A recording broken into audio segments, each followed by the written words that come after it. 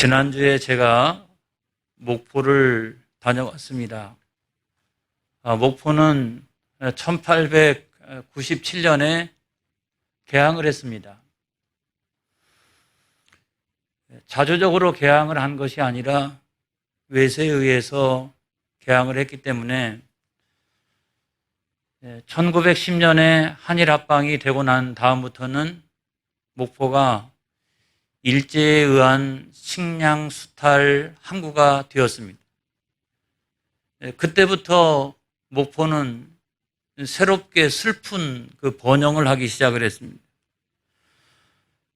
산미 증산 계획을 한다, 또는 간척 사업을 한다, 뭐 은행을 만들어 주겠다, 뭐 조합을 만들어 주겠다 하는 것들은 다 조선인을 위한 것이 결코 아니었습니다. 목포에 대한 노래가 대부분 슬픈 노래가 참 많습니다. 이난영의 그 목포의 눈물도 마찬가지고 그 슬픈 노래를 간직하게 된 역사적인 배경이 있는 것입니다. 제가 몇 년 전에 시찰회에서 그 군산을 다녀온 적이 있습니다. 군산은 1899년도에 그 개항을 했어요. 그리고 1910년도에 그 한일 합방이 되고 난 다음에는 우리나라 최대의 식량 수탈의 항구, 그 항구로 조그맣던 그 항이 이제 슬픈 번영을 이루기 시작을 했습니다. 군산으로부터 시작해서 얼마나 많은 쌀을 일본으로 가져갔는지, 군산을 오사카의 위성도시라고 말할 정도로 거기는 유각이 발전하고 아무튼 온갖 퇴폐 문화가 들어오기 시작하고 그런 일들이 많이 있었습니다. 원래 전라도는 조선의 식량을 책임지는 곡물 창고였습니다.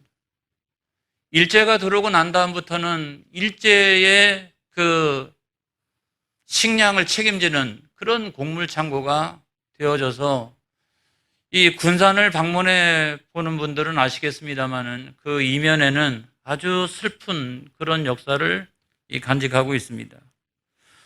그런데 아주 놀라운 사실은 뭐냐면 그 두 도시가 교회가 그렇게 많다는 거예요. 복음화율이 대단히 높다는 거예요. 목포를 가서 봐도 교회가 굉장히 많습니다.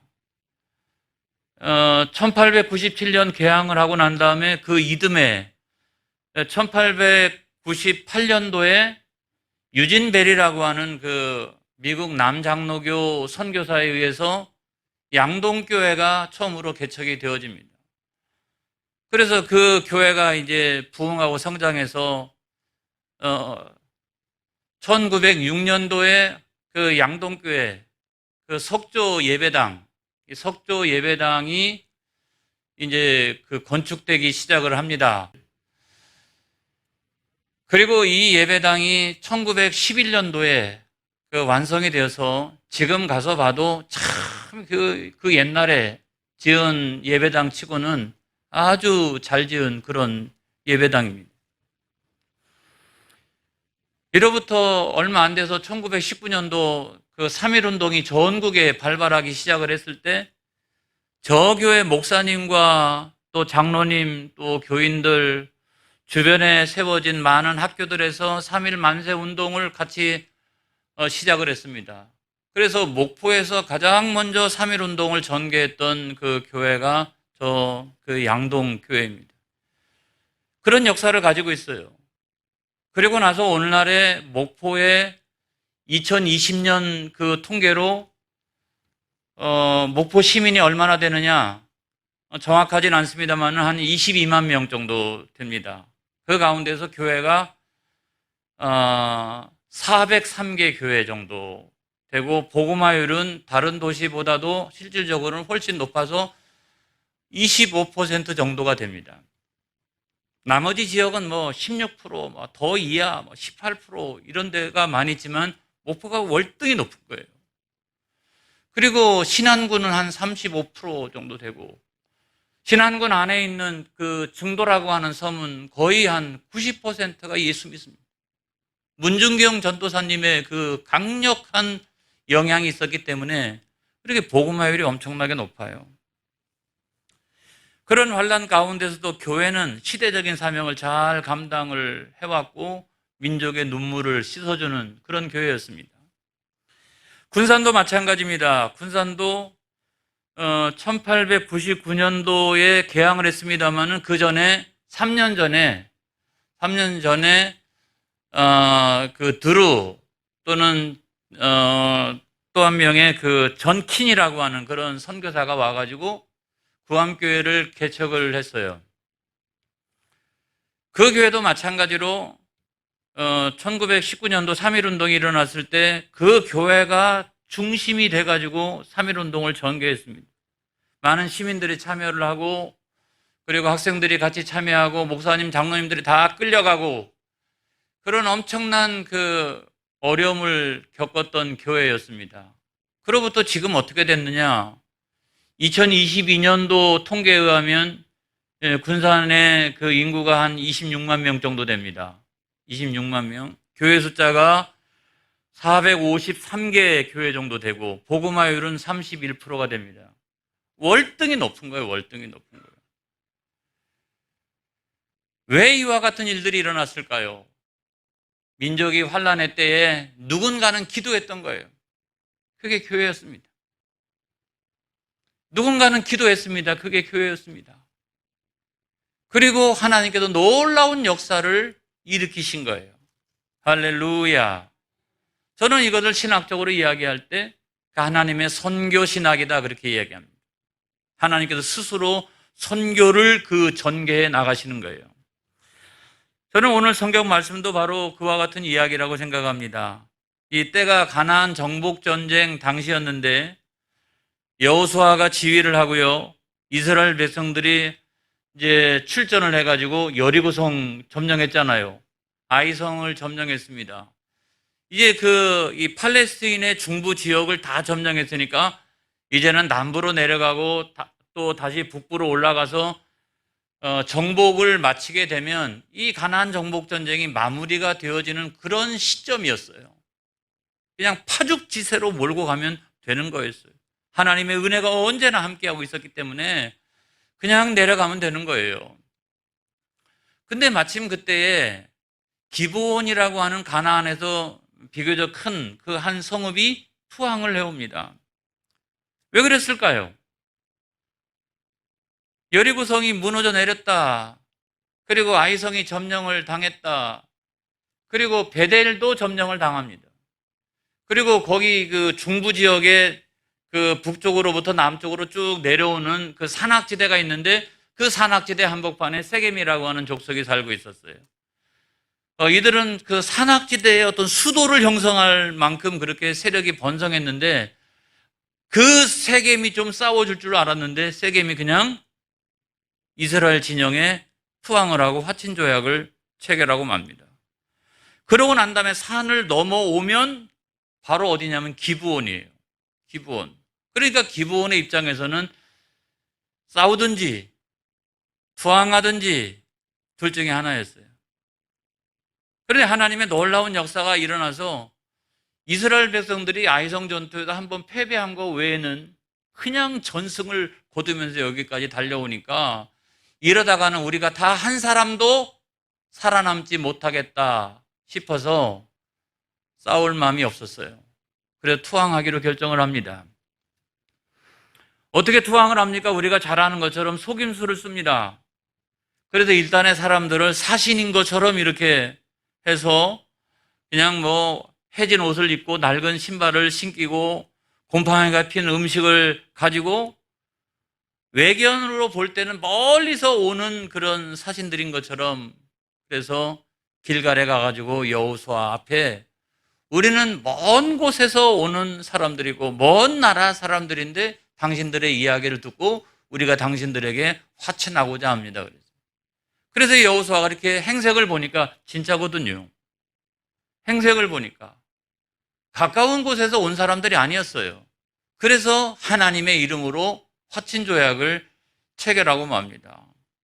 그런데 한 3일이 지났습니다. 3일이 지났는데 이 사람들이 먼 곳에서 온 게 아니라 옆 동네에서 왔거든요.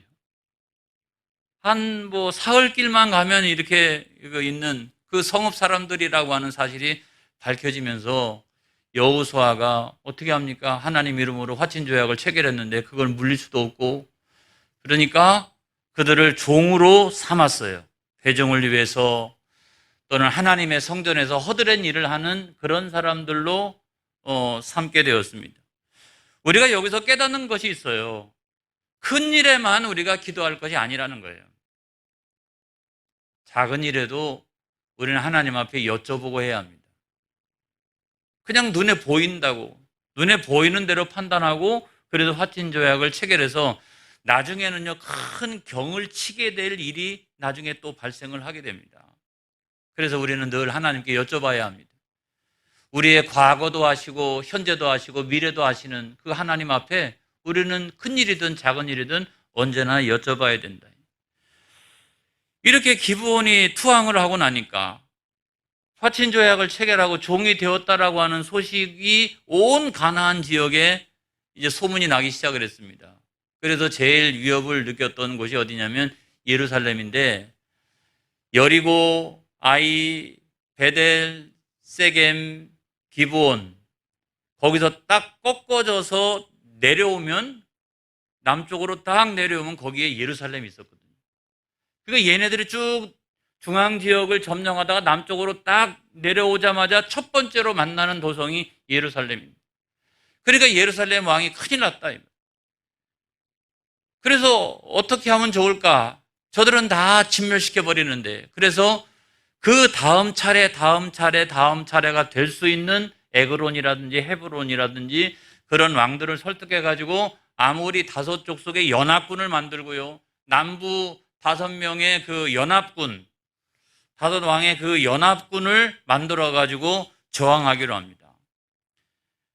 근데 전쟁을 해야 되니까 이제 작전이 있어야 될 거 아니겠습니까? 모여가지고 막 수기를 합니다. 어떻게 하는 게 좋을까?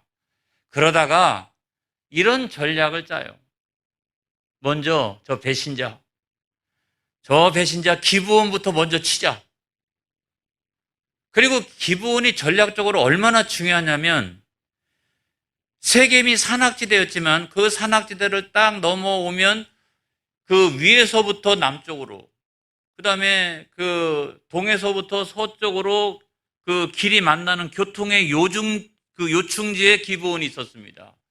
그렇기 때문에 그곳에서 싸우지 않으면 안 된다라고 생각을 해서 이 예루살렘과 남부의 5개의 연합군이 다 모든 전력을 기브온으로 집중적으로 투입하기 시작을 합니다. 여러분, 이 싸움이 굉장히 중요한 싸움이에요. 단순히 기브온을 구원하러 간 그런 정도의 싸움이 아니었습니다. 처음에는 그렇게 시작되었지만 나중에 가가지고는 양쪽의 모든 전력이 다 충돌하는 사생결단을 내야 하는, 사느냐 죽느냐, 이기느냐 지느냐, 그 성패를 좌우하는 싸움으로 갑자기 이 기브온 전투가 부상하기 시작을 한다는 거예요.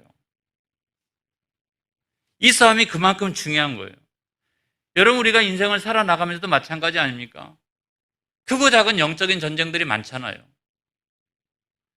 작은 일들만 있는 게 아니잖아요. 어떤 때는 막 그냥 사생결단을 내야 되는 일들도 있고, 이기느냐 지느냐 또는 성공하느냐 패배하느냐, 이거를 가름할 수 있는, 성패를 좌우할 수 있는, 인생에서 성패를 좌우할 수 있는 중요한 전쟁을 우리가 할 때가 간혹 있습니다. 우리가 그와 같은 때 어떻게 하면 영적인 전쟁에서 승리를 거둘 수 있을까요? 제가 수요일 날 이런 때 악의 세력도 집중한다라고 하는 것을 제가 말씀드리려고 그래요. 어떻게 하면 이 영적 전쟁에서 우리가 승리할 수 있을 거냐? 첫 번째로 중요한 것이 하나님의 개입을 믿으시기 바랍니다. 할렐루야. 하나님의 개입을 믿어야 돼요. 8절에 있는 말씀 보겠습니다. 시작. 그때 여호와께서 여호수아에게 이르시되 그들을 두려워하지 말라. 내가 그들을 내 손에 넘겨주었으니 그들 중에서 한 사람도 너를 당할 자 없으리라 하신지라. 여러분, 하나님이 개입하십니다. 인간의 모든 역사에는 하나님이 개입하세요. 그래서 구원의 사역을 전개하십니다. 창세기로부터 오늘날부터 하나님 나라가 완성될 때까지 하나님은 인간의 역사에 개입하세요. 그런데 하나님의 관심이 어디 있느냐 하는 걸 우리가 봐야 돼요. 우리는 거기서 이기느냐 지느냐 성공하느냐 실패하느냐 이게 우리의 중요한 관심이잖아요. 인생에서 만나는 모든 문제들에 대하여 우리의 관심이라는 것이 목사님 이번에 잘 되게 해주세요. 이번에 승리하게 해주세요. 이번에 성공하게 해주세요. 목사님 기도해 주세요.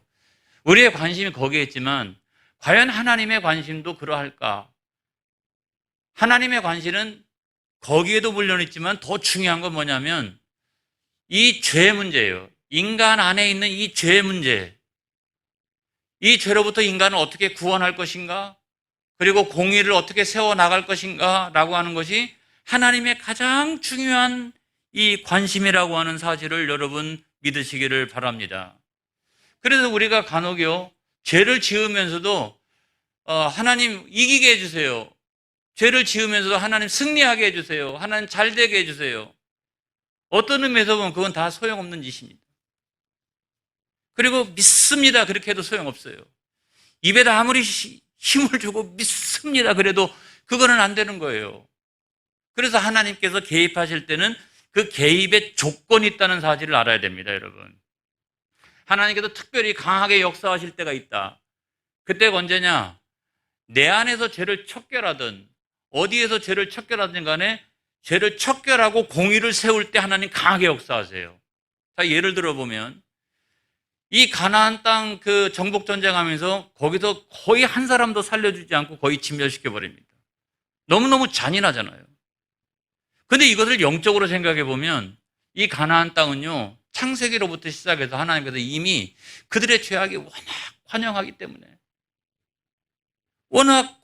때문에 뭐 바알신 섬기고 아세라 목상 섬기는 건 아무것도 아니에요. 인신 제사하고 성적인 타락이 막 크게 달해 있었습니다. 우상을 최소 30개에서 한 70개까지 그들은 섬기고 있었습니다. 그래서 하나님은 그 땅을 진멸시켜버려라. 그래서 의의 도구로 누구를 사용하셨냐면 하나님은 이스라엘 백성을 사용하시는 거예요. 그렇기 때문에 하나님이 그와 같이 개입하시는 한에 있어서는 가나안은요 절대로 이스라엘을 못 이깁니다. 하나님이 그와 같이 개입하시는 상황에서는 중앙을 치든 남부를 치든 북부를 치든 전체 전쟁에서는 절대로 가나안이 이스라엘을 못 이겨요. 그것이 하나님의 개입하시는 역사라는 거예요. 그리고 두 번째로는 하나님이 언제 강력하게 역사하시느냐? 그 가운데서 예수 그리스도의 십자가의 구원의 복음을 증거할 때. 할렐루야. 그 가운데서 우리가 어떻게 구원받을 수 있겠습니까? 주님의 십자가의 보혈의 공로 능력 아니고서는 누가 그 죄의 문제에서 구원받을 수 있겠습니까? 그래서 여러분 이 선교지 같은 데에서 놀라운 일들이 많이 일어나는 이유가 거기 있어요. 하나님은 그 영적 전쟁의 그 선두에 서 있는 선교지에서 강력하게 개입하신다는 사실을 여러분 믿으시기를 바랍니다. 그래서 우리가 하나님의 그 개입, 하나님의 관점이 무엇인가 하는 것을 정확하게 알고 있어야 되는 거예요. 그 다음에 두 번째로는 그 하나님 주시는 지혜가 있어야 된다. 그래서 우리가 성경을 많이 읽는 이유도 거기 있거든요. 하나님 주시는 지혜가 있어야 돼요. 그래서 지금부터 하나님 주신 지혜가 있어야지 그래도 되는 게 아니에요. 늘 성경 보고 늘 기도해서 영적인 지혜가 저절로 있는 거예요. 그렇게 보이고 그런 눈이 열리는 거예요. 그래서 오늘부터 시작해가지고 지혜가 있어야 되겠다. 그렇게 되는 게 아니거든요. 그래 하나님 주신 지혜가 있어야 되는데 자 9절 말씀 한번 보겠습니다. 9절 말씀 시작. 여호수아가 길갈에서 밤새도록 올라가 갑자기 그들에게 이르니.